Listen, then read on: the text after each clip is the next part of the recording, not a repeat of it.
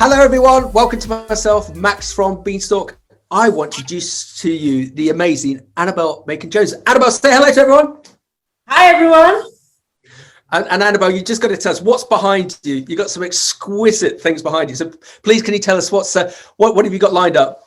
I have, so I've got my Annabel's Deliciously British products. So nothing fresh at the moment, unfortunately, because we're still waiting to start picking on Sunday. But we've got the jams, the gin, and then we've got Tame and Wild, which is our sister company, which is all natural, low calorie, low sugar drinks, non-alcoholic, but also used as mixers. And you are having a sneak peek at the new packaging for this year, which is really exciting. Look at that. Oh, that's gorgeous. Oh, that's like a circle of life. So we're doing the full circle of life of the product and all the sustainability efforts that we have here. So yeah, you're the first guys to see that. Okay, that's like a Farrow and Ball. What's the actual colour called? It must have some very. Oh God, I don't know. It's like Pantone P147 or something. Oh no, you got to name it. You got to give it a Annabel's Bloom. Oh, Annabel's Bloom. Right, come on. We need to tell who you are to everyone. Annabel Makin-Jones is the founder of Annabel's Deliciously British, and she is a curator, innovator, and champion of exquisite produce. She's a natural gift for spotting the potential of beautiful British products, and as a third-generation Yorkshire farmer, knows how to put it into effect. Annabel's goods are all exceptional in quality, but familiar in origin. With an irrepressible enthusiasm, which you've already seen, we're going to find out more about. She creates delicacies that celebrate and sustain the diversity of the British countryside. And I love this line. That's if it's okay, I just stole off your website, Annabel, and you state, I am now striving to ensure that my future business is sustainable and does not compromise meeting the needs of future generations. And I think that's right from the get-go. You showed us the back of the packaging and the circle of life. It just is indicative of you as an individual. And also just wanted to say you're a bit of a rock star out there. There's few people that got the sort of attention in the marketplace when we put out the promotion for this for this conversation as you did. You're very highly regarded out there, and I'm not saying that just for the sake of it, because as we were just saying in the green room, we're really keen to meet people like you so that we all can learn from you, but also that we can encourage the younger generation to get involved in our amazing sector of fresh produce and fresh foods, and also to learn from you about business, about entrepreneurship, about women in business. But Annabel, enough about me. If it's okay, we need to find out more about you. How did this all start? Where did it all go wrong? How did your amazing story start, please? So start of 2004 was at Harper Adams, studied agri-food business and marketing studies, and did my dissertation, was going to set up a deli, high-end deli, lunchtime food in the middle of Leeds, and then open on sort of mid-afternoon to late evening and create really great take-home food for people that lived in apartments and only had a microwave. Wow. Got the premises, got offered the loan from the bank, and in the interim I came home to do some work for my father at the farm and never left. So the deli never happened. I had my feet firmly under the table, and to be honest with you, made some dramatic changes within my first few months of being here. And I was only 22, but I was very much aware of what needed to happen. I'd had good work experience at other places. I worked for R&R Ice Cream on the Sainsbury's and Asda account.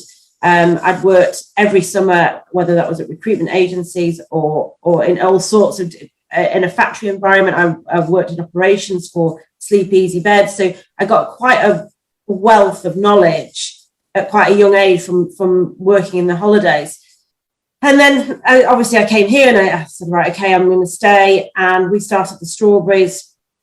We started with Annabel, hold on. We're going to stop and just rewind it a bit. So you've done Harper. You've done your 3-4 years at Harper. So you're all set to become the next Costa Coffee within I think you said Leeds. But so did you not contemplate just giving this a go, or was the positive draw back to the family farm too much?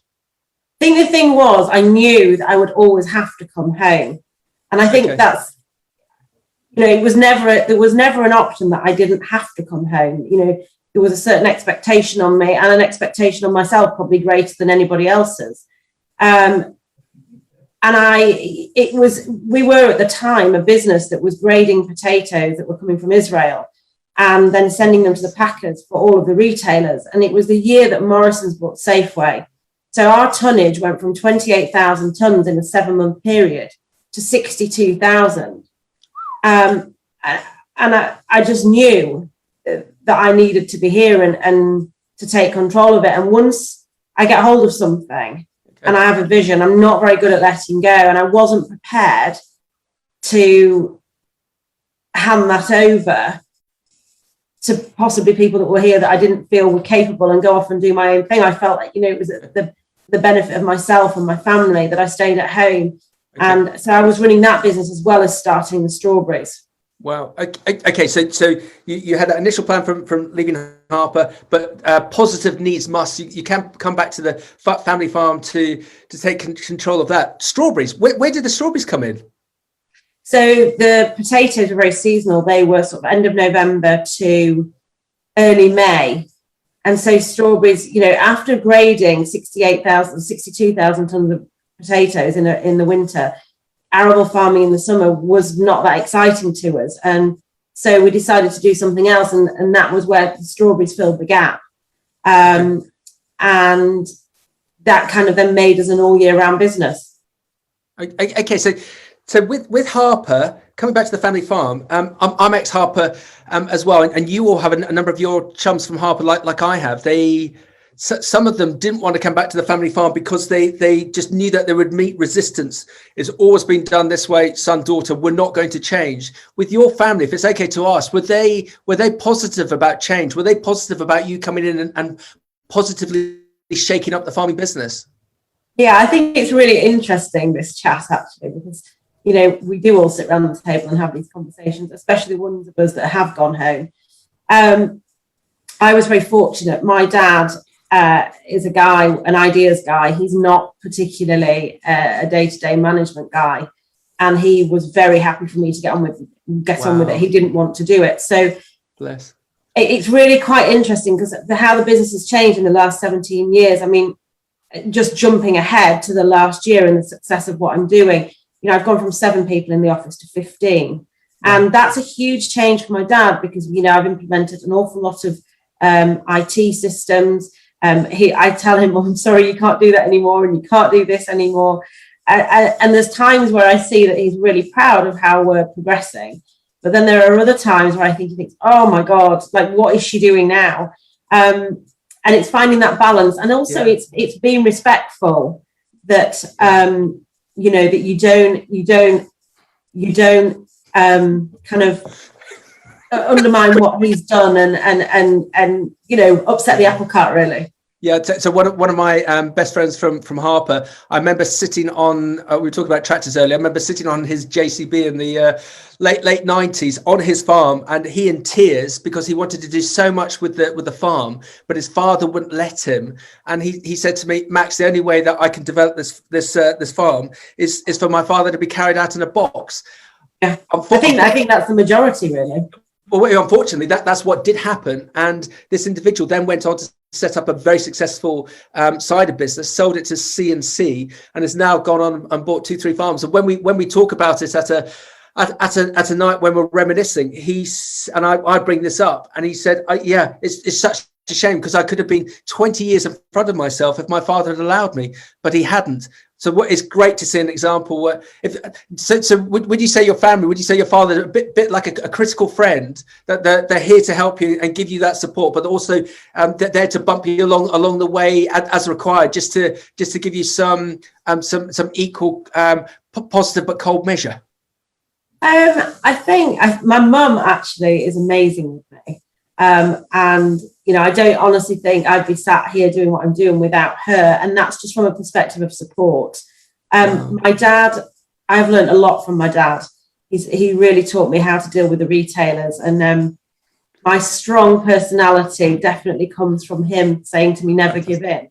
And sometimes that's a positive for some and negative for others, but when it's yours and ultimately it's your bank balance, then you know, the person that fights the hardest should hopefully come out the best. Yeah, well done. And then going back to strawberries, I presume that was easy to set up, was it? Really easy To set up. Yeah. Well, come on, guys. We're doing nothing during the summer. We're just playing around with cereals. Let's get into strawberry farming. This will be easy. Look, they down southeast. They're doing it. We just duplicate what. How hard was it to set up your strawberry enterprise? So we started with one field, which was 15 acres, and it was all on raised beds on the floor. And that was summer that we had so much rain that the strawberries were actually sat in the water in the rows. And I mean, we're on limestone as well, so we're on good ground. And it really was food for thought. So we didn't expand in year 2. We stuck at the 15 acres, and then we put another field in. And it's just been a learning curve the whole way through. Some things have worked, some things haven't. We've been expectations on us from some retailers, and then they've let us down. So, you know, we may have had an empty field, or we've changed the way we've done things. Overwintering, they're not overwintering. Wow. I think everything that, you know, no season is ever the same. And I think that's what's exciting about this business, is it's so fast paced and you are forever on your toes because you just don't know what's around the corner. I mean, if you look at this season, we are basically 20 days late because we've had such horrific weather. How would we have known that this was going to happen? Last year we had a great season, like the best season we've ever had. So just hold my hand and take us out into the business. What will we see? How big is the strawberry enterprise? How if you're still doing, what would we see? Just to describe your enterprises at the moment, please. Okay, so we are 7 fields of strawberries, one being empty at the moment because of a retailer not wanting it, but I believe the brand is now strong enough to take on that field itself next year without touching any major retailer. Okay. We grow everbearers and June bearers, 5 to 6 different varieties, and with trials. We generally start mid-May under poly. We overwinter one field, hopefully for an early crop, which has not worked for this year. However, it is good berries. And then we have a continuity then, and all the fields follow along, and it basically takes us to the middle of October, as long as we don't get too cold at the end of September. And then we then utilize the waste that we have, you know, the smalls, the, you know, stuff that's not good enough for retail. And we're now using that in jams and chutneys, in drinks, in gin, in yogurt, and what else are we doing? There's a few things on the agenda, which I'm not at liberty to discuss just yet. But there is more ideas because I like working with people who are great within their area. I'm good in mine, so bringing them together. I'm not trying to create a whole new category for myself. I just want to join up with other great people to create a great product. And that's a product that you're growing. Where's that going? Is that mostly going to UK retail? So Annabel's is, what is it? Probably a third to Dubai and Hong Kong and Japan, and then the rest is UK. Wow! So hold on, back up the bus. Dubai. That's just an amazing story, amazing success story. How did that happen? It's actually quite a fun story. We went on holiday a couple of years ago when Annabel's had just been going 6 months, and my husband and I, as sad as this may sound, he was a buyer of frozen fruit and veg. A supplier of frozen fruit and veg, and we decided to go into a Spinneys store and have a look around. And we came out of there, and I was like, "Oh, that is who I want to supply. This Annabel's would be perfect in here. You know, the expats, the love for the British products." So came home. Took me months to even find a lead. Found one eventually. Turns out the buyer was an ex-retail buyer from a retailer that I supply in the UK and had done previous to starting my brand and everything that the brand was about. And I was met with a bit of opposition, as in, well, why are you anybody special? And what are you doing that's so great? Why on earth would I want your strawberries? And so you know, that to me, that challenge is really exciting. And I just chipped away and told him everything we were doing and sent the packaging and showed him, you know, what we're trying to achieve on the farm and that we're supporting charities, etc., etc. And he said, well, go on then, I'll give it a go. And it absolutely flew out of the door last year. Did it? So much so that I'm doing all 68 Spinney stores in Dubai and 14 Waitrose stores this year. That's amazing. I always think of Tiptree, and shoot me for using this example, but is it Tiptree that they've got a concession store in Southend Airport because bizarrely there's a lot of Asian tourists that come in, and so Tiptree is doing very well in Asia because it's quintessentially British, as is Annabel's. So you've corrected that magic dust. So that's brilliant about Spinneys and Waitrose out there. Is this something that you can further accelerate, do you think, into other areas like the likes of Asia? Yeah, I think so. I mean, Hong Kong and Japan, we were really well received. Wow. But we only started towards the back end of last year. So, I mean, that's very new for us this year. And we'll see how that goes. But you know, primarily the most important thing is, you know, UK, we get that right, and then to build on those relationships outside of the UK. Okay, and without going into facts and figures, for a business supplying the likes of Hong Kong and Dubai, does it work for you as a business? Japan's very difficult to make it work because they are so picky, and they're actually more about the appearance than they are about the flavour. So they have to sit on a perfect little sheet that's got little dips in where you put the strawberries in, which obviously incurs an awful lot of cost with picking it, packing it separately, much smaller punnet. You know, we're trying to encourage them to go to a bigger punnet because that's what we did when we started as Annabel's. We went against the grain of what the retailers were doing. You know, the retailers are driving, you know, 2 for £3 or whatever, and they're just making the pack size smaller and smaller. They're all declaring that, you know, we don't want packaging and waste and all this and the other, but they're making the packaging size smaller.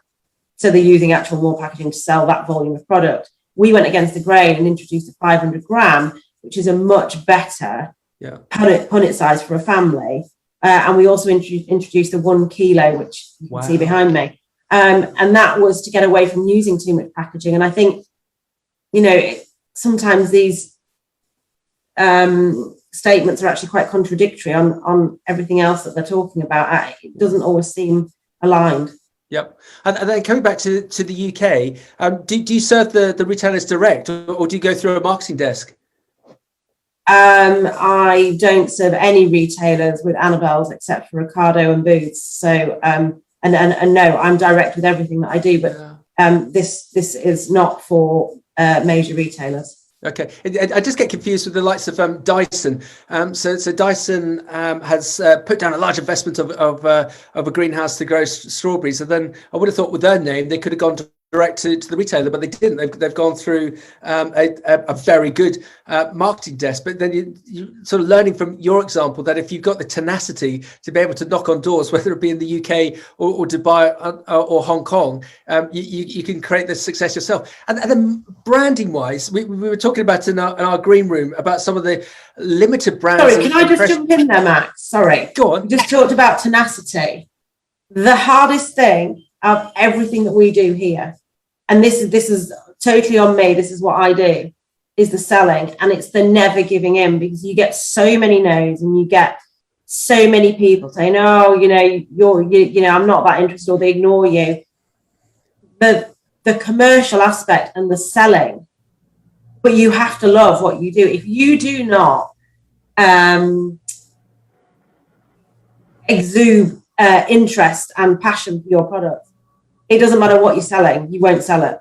Yeah, and just I've said this a couple of times before to students who listen in. If you use this correctly, all your students out there, if you use this correctly, what comes out of it? Money. orders business. And if you look at the likes of Annabel and her team, I can guarantee you they're not sitting behind emails. They've been very, very proactive to create those relationships and to have that point of difference. So branding wise, if you look at any retailer, there are very few brands in the fresh produce aisle. If you go to the likes of the States, the retailers are very, very welcoming about brands. Do you think our fresh produce sector in the UK would be better if we did have more influential brands? Do you think growers like yourself will be able to get more margin, that you'll be able to then reinvest into the business? Do we need more brands in fresh produce? I think the most important thing is that the brands actually stand for something. So, okay, I'm one of the few brands within fresh produce, but the majority of growers go under a retailer's packaging. What you've got to say is, well, you can't have 50 different brands of strawberries out there that every farmer has their own brand. Yeah. Because what actually does it mean? Yep. What are they doing that's different to anybody else? What are they creating? And it's the story behind it. I mean, we all know that there are, growing groups out there with brands of fruit. What does it actually mean? Yeah. Nothing. It could be from any grower, anywhere in the UK. You don't know what their methods are. You don't know how sustainable they are. You don't know what their ethos is. You have no idea. All you know is that this great big company that sells their fruit has put their name on it. And it's well done. It's so pertinent. The chap that's helped create for Noble Foods, the Happy Egg brand, David Wagstaff. I've heard him speak a number of times, and he's used this comment before. And he stated that he gets so annoyed with fresh produce companies who create a label rather than a brand. And what is a label? And a brand has to be authentic and different. So it's a fantastic segue to coming on to yourself in that respect.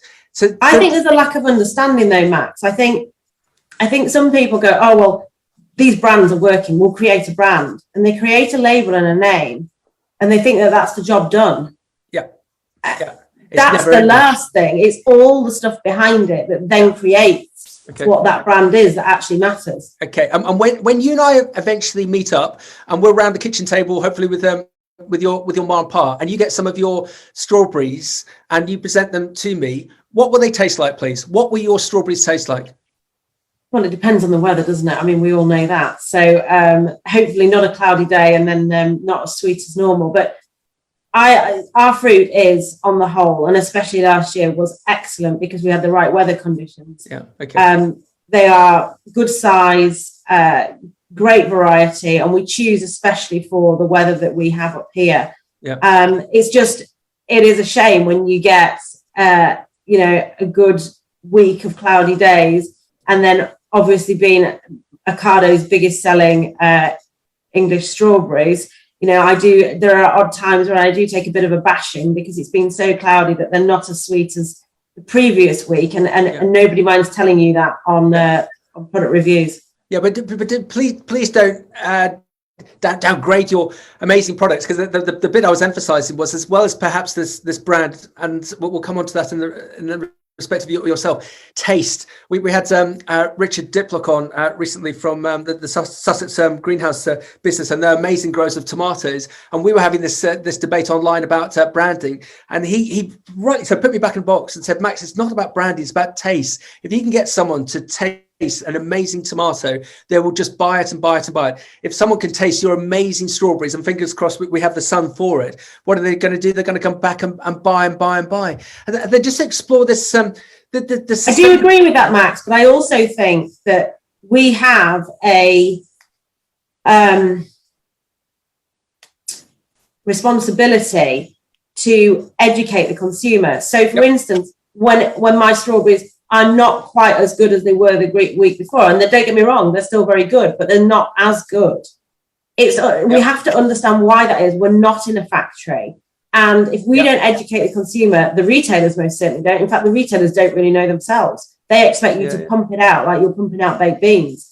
So if we do not, as experts within our industry, say, hang on, guys, we have to understand why this is, and there's a reason for it.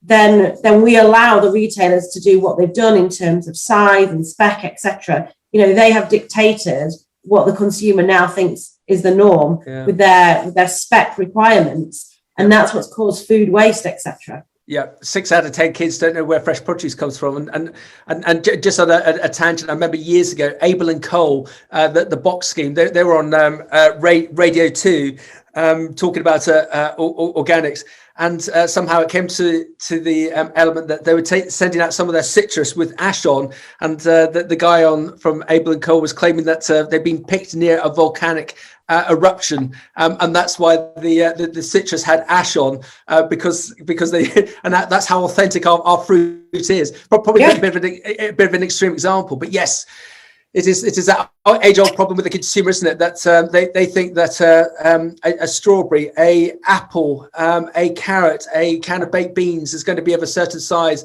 and a certain. But it just shows how out of touch we have allowed the consumer to become, because we have been dictated to for so long by these retailers, and this is what you're going to put on the pack, and this is what you're going to do, and this is how you're going to say it, and we're going to say it for you.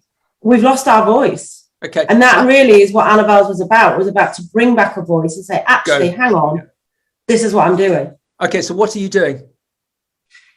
What are we doing? Okay, so we are using less pesticides and introducing more actual bugs and pests, so that we're keeping chemical sprays down. We do not declare that we're organic, but we are making strong movements towards using as little as possible in terms of pesticides. We create all our own energy from our solar panels, so the site is totally self-sufficient. Wow. We have a 50 million gallon lake, so we collect all the rainwater from the buildings, and 2 boreholes, which basically gives us the water for all the irrigation. Wow. We have bug hotels on site. We are basically going into all of our woodland and replanting, regenerating and creating. There's a new idea here for me, but and I won't say too much, but quite an exciting project within the woodland with a product, and then possibly events for consumers to come and understand what we're doing. So those that do want to understand more can come and be part of it. What else are we doing? We are using all our waste for jams, chutneys, drinks, yogurts, etc. And that is forever moving on. I work with great producers to help them use the best of British by supporting them, so they don't go and find a cheaper alternative, and find an easier way. I try and do that, so we're using our product. And then I give to many different charities. So my daffodils, which were at the start of the season or the start of the year, I gave to Marie Curie. I give a vast amount of money to the Princess Trust for every product I sell outside of the daffodils. And then I am now looking at my new Christmas products to support a children's charity for those in poverty at Christmas. So, it's all about doing good, not just for the environment, but for others. And I do feel that we have there is an element that we should be looking at doing more for others. And although we're creating jobs and, a lifestyle for ourselves, we should also be thinking about others whilst we're doing that. Fantastic. And just to continue that, hugely impressive. Just continue that theme. You are a woman in business. You've already indicated it hasn't been an easy ride, especially with the likes of retailers. Where do you think we are with diversity? And let's look at fresh produce at the moment. Do you think we're in a good spot, or do you think there needs to be more to be done? Do we need more women in fresh produce?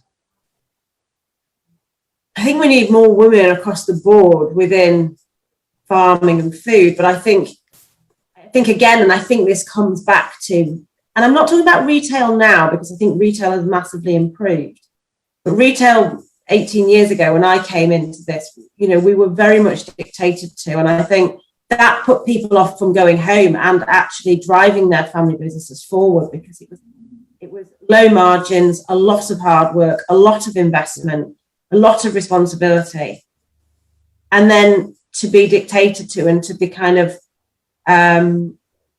held under the thumb as to what you could actually earn and the potential that you had. pretty daunting. And I can really understand why people didn't go home. You definitely, A, have to have a thick skin, and B, have to be able to drive yourself to the limit, especially when it's yours, because there's nobody pushing you. Yeah. The speed that you go at is determined by yourself. Yeah. Yeah, and there's a really interesting, is paradox the right word? That this week alone, it's been stated that there's been a huge upsurge of applications for people to get involved in social care within the UK on the back of the pandemic. But we're also seeing the same, and I think some of the agriculture universities, the likes of the Harpers of the world.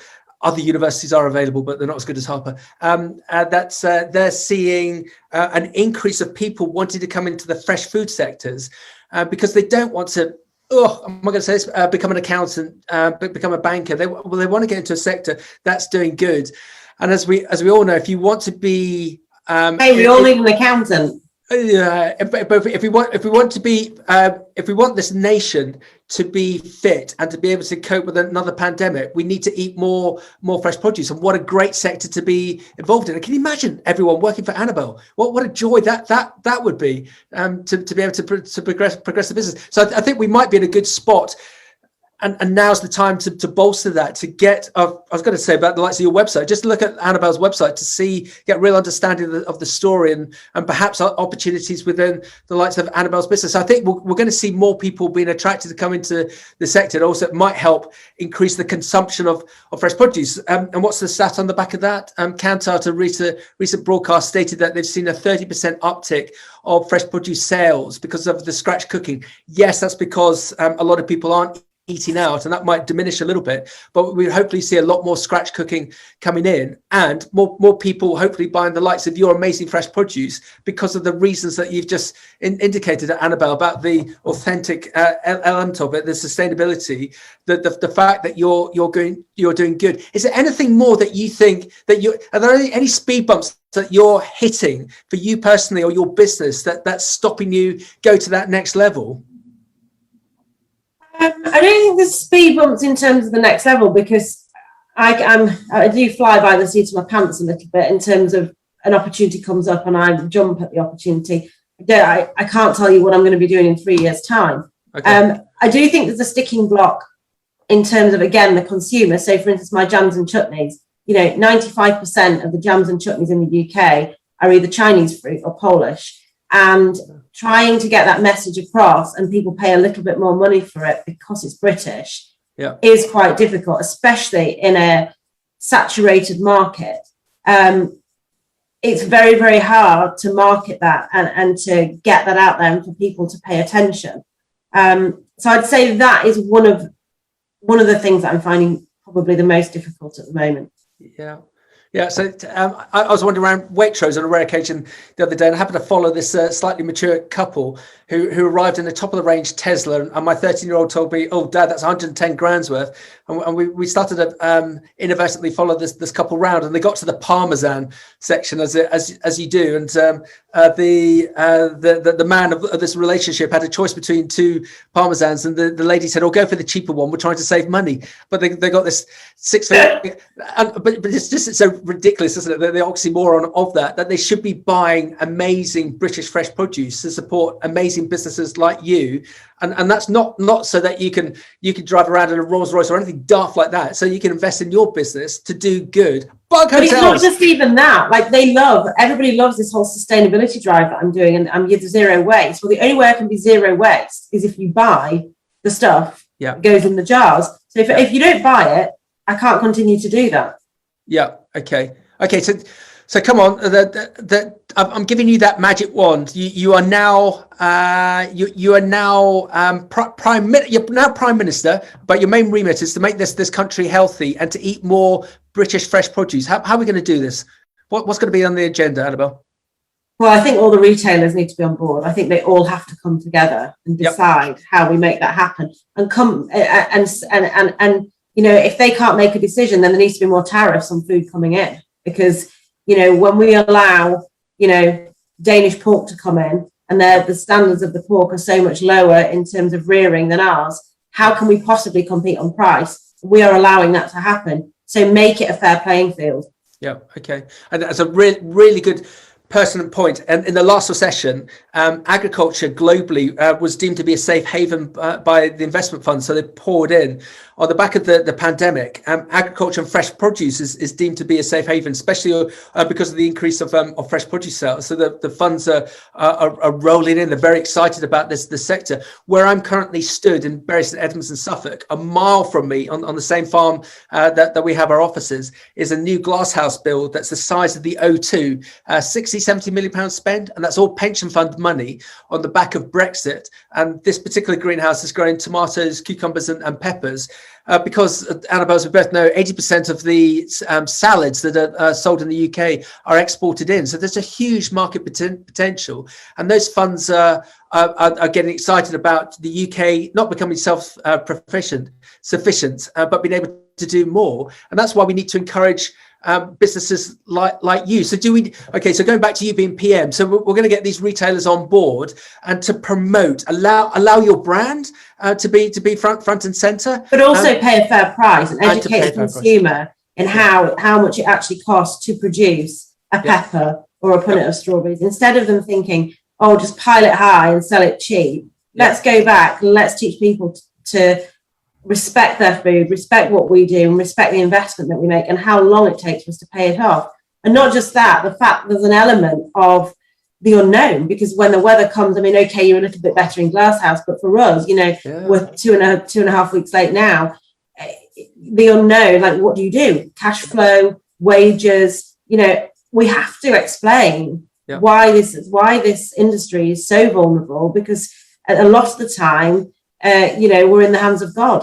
But I go back to what Kantar stated, that on the week before Christmas, Lidl was doing some ridiculous offers on standard veg, just to try and draw the consumer in. So it's like a kilo of carrots for 32p, and all the research shows from Kantar that bog-offs and deep discounting it's just like Wimbledon week, buy one punnet of British strawberries, get the other free. What a ridiculous time to do that. And that doesn't increase footfall into the retailer. There hasn't been any decent food inflation within the UK market forever, and there needs to be. But it's just that all these retailers seem to be very scared of each other, that if one pops up the price, the other one will look to expose that. Because it's all about market share. All they're bothered about is their market share. And actually, there are people like Ocado and Booths who go, do you know what, we're not going to get into that big rat race with you. We're going to do different things to you, and it's worked for them because they offer something better. The rest of them, they're just like literally punching at each other all the time, and we are the ones that take the flak for it. Find more economies of scale, look where you can save money, and then basically pass it on to us. Not for us to make a bit more margin, or when we have a sticky year like this year, there's a little bit of something to fall back on, or you need to reinvest it. Oh no, just pass that on to us so that we're making a bit more margin, or we can drop the price and just try and push the other people out and gain a bit more market share. But Annabel, haven't you created your own route to success by dealing with the likes of Ocado, setting up amazing accounts with the likes of Dubai and Hong Kong? Haven't you realised that, and you stood out of the rat race and you've gone to a different market that actually works better for you? Yeah, I have, but there's an element of I still need those other retailers for other things that I do, and the balance of the two is very important to us. But it actually is disappointing when you see actually what you can do, when you shout about what you're doing, and actually when you're driven by a retailer that, the vast difference that I've made in 2 years of my own brand is just incredible. And people therefore were obviously wanting that and wanted to see something different and wanted to know who is behind the brand and how their fruit and stuff is grown. And just by elevating the packaging, taking it out of plastic and giving the whole story on the box, they are it's a beautiful product, and you wouldn't go into somebody's house and throw 2 plastic punnets on the table and go, thanks for having me.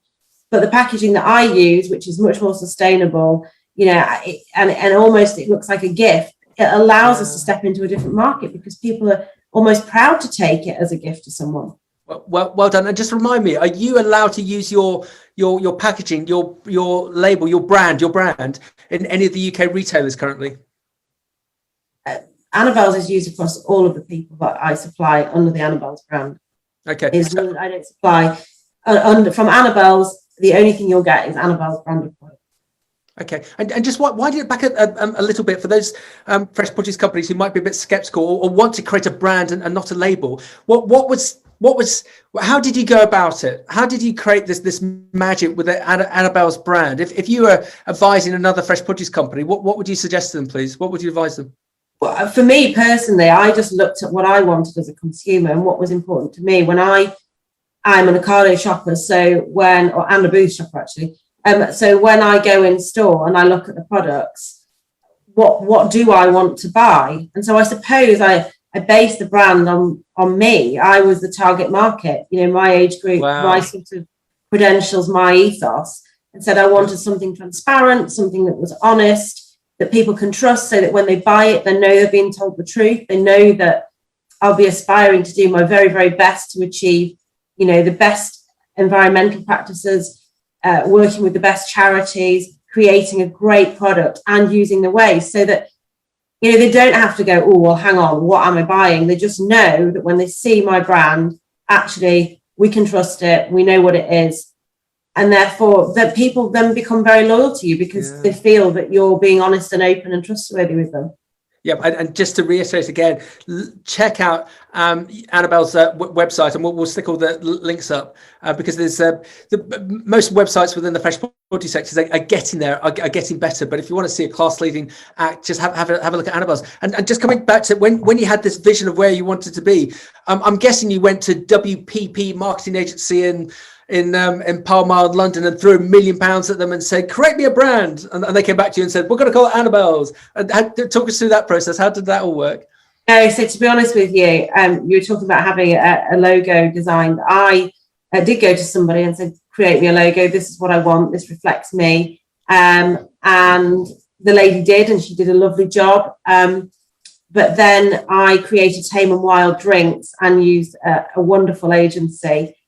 Two young ladies own it, Alice and Lal of Bolter Design, and they did a great job on Tame and Wild. So we did have a rebrand shuffle at the beginning of this year on Annabel's, and they have really taken it to the next level for me. And they're a delight to work with, and they are a huge part of the team now. A lot of us are women, a lot of us are self-employed, independent, and it's been fantastic to kind of broaden my horizons and spread my wings a bit, rather than being in this kind of farm environment where the people work for me. I'm now working with other great, fantastic people that a lot of farmers don't get to do because they don't have a brand.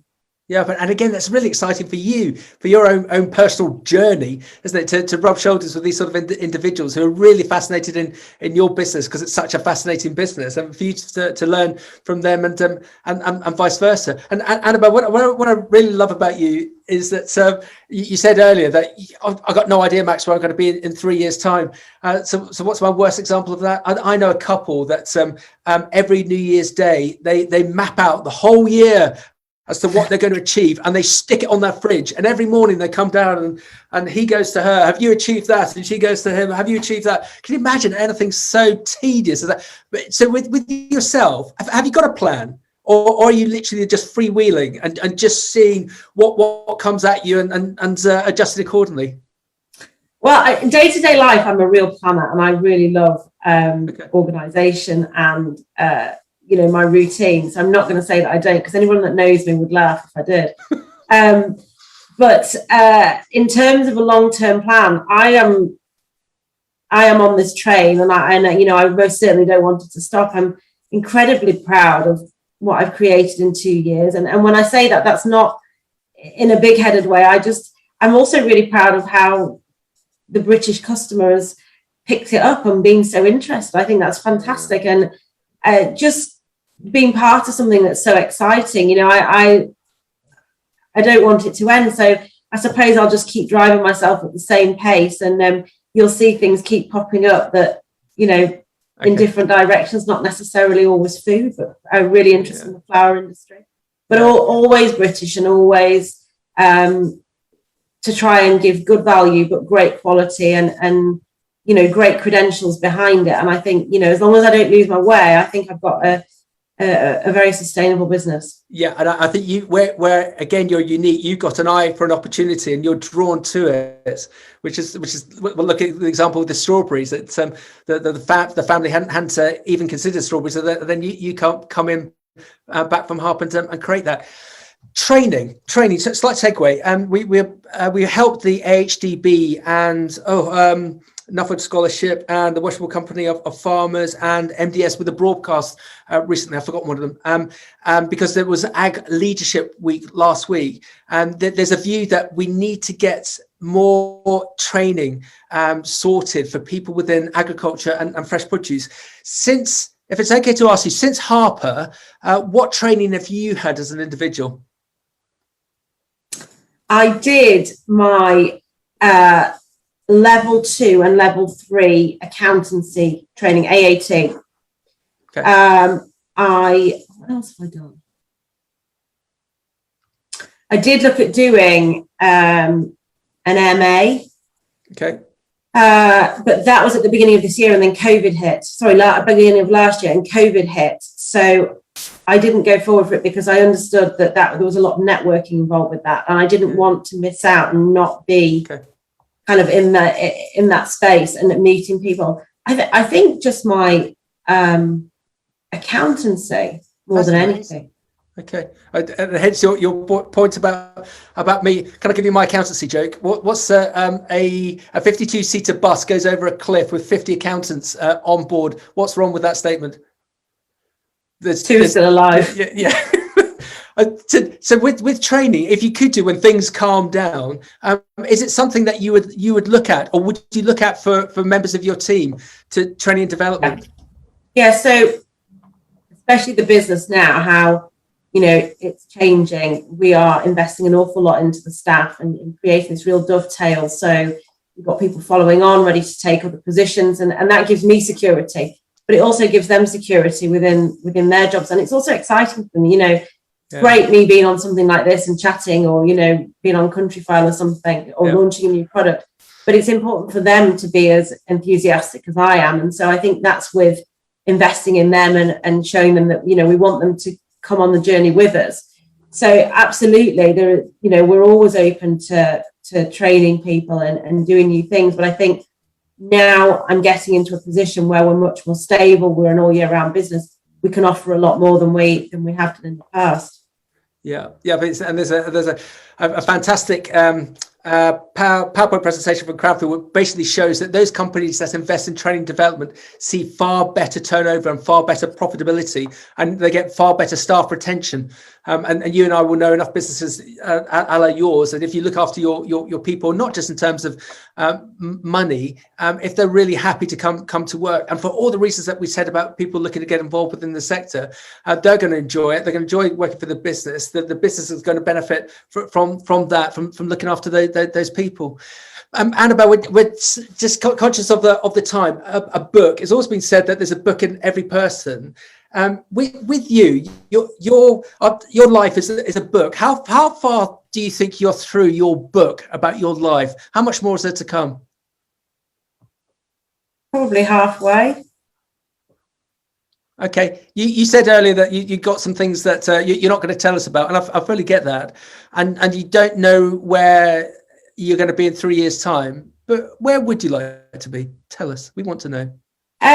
I would really like to be in a position where people see Annabel's as something quite industry leading, and that's not just within growing strawberries, because I don't have glass house, and I don't pump hot air into the tunnels, and it's about it being industry leading in terms of the honesty and the trust. For me, it's all about people understanding what I am trying to achieve, and even in my personal life, and again, sometimes good, sometimes bad. I'm very black and white, and I'm not flaky. If I say I'm going to do something, I do it, and that's what I want the brand to be seen as: honest, trustworthy, and whatever it is that you're buying in 3 years' time, be it caviar, be it truffles, whatever it is, that whatever I've done, I've created to the very best of our ability, and the best within the industry. And I think then to educate the consumer, I mean, the long-term plan for Annabel's is to set up a children's charity where we go into inner city schools and teach them about where their food comes from. And that, you know, we said about 3 years. I would say that's probably on the agenda for 10 years, as long as I can make enough money to be able to give that money to do that. Wow. Go into Leeds, go into London, and really, you know, be able to put some time aside and show them how food is produced, and then also how to prepare it, because that then creates a healthier, more educated generation. Annabel, I'm blown away. All credit to you. You think of lots of businesses that you and I are fully aware of, and all they operate for is money generation. And you look at what we eat out of you as to where you want you and your business to go, and the fact that you've majored on educating kids on amazing fresh produce, and what's going to be the benefit of that they're going to be fitter and healthier, not be a burden on the NHS and the tax system, and how that could be duplicated on a European and international basis. I've got your book that we just talked about. It's got to be called Annabel, hasn't it? Oh, you made me sure. You have a think about that and come back to me. Yeah, I'm going to be your agent. Annabel, just before we wrap up, people who are looking at this, who are intrigued about you and about this sector, what would your advice be as to why they should join our amazing community of fresh produce, be that in the UK or internationally? Why should they join the industry of fresh produce? Well, I think first of all, you know, I said I was very black and white. Don't join if you want an easy life. Don't join if you're not very thick-skinned, and don't join if you think it's 9 till 5, because you'll come and go in a flash. If you want something fun, fast-paced, very interesting, you can hold the best conversations at dinner parties, because not many people know what you're doing, and that people are always interested, and you are committed. You'll have a great working life, and also you should make some money. Boom. Annabel, thank you. You are currently a rock star, but I can predict where you're going to be within the fresh produce sector, and anything that we Beanstalk can do to help you. I love the fact you dropped in. I've been on Country Farm. Who's Country Farm? Anything that we or the sector can do. We'd love to see you out and about, doing more speaking in the UK and internationally, promoting you, your brand, your business, and the sector as a whole. Annabel, thank you. You're thank amazing. you, Matt. Thanks for having me. Look after yourself. Thanks. Thank you, Annabel. Bye. Bye.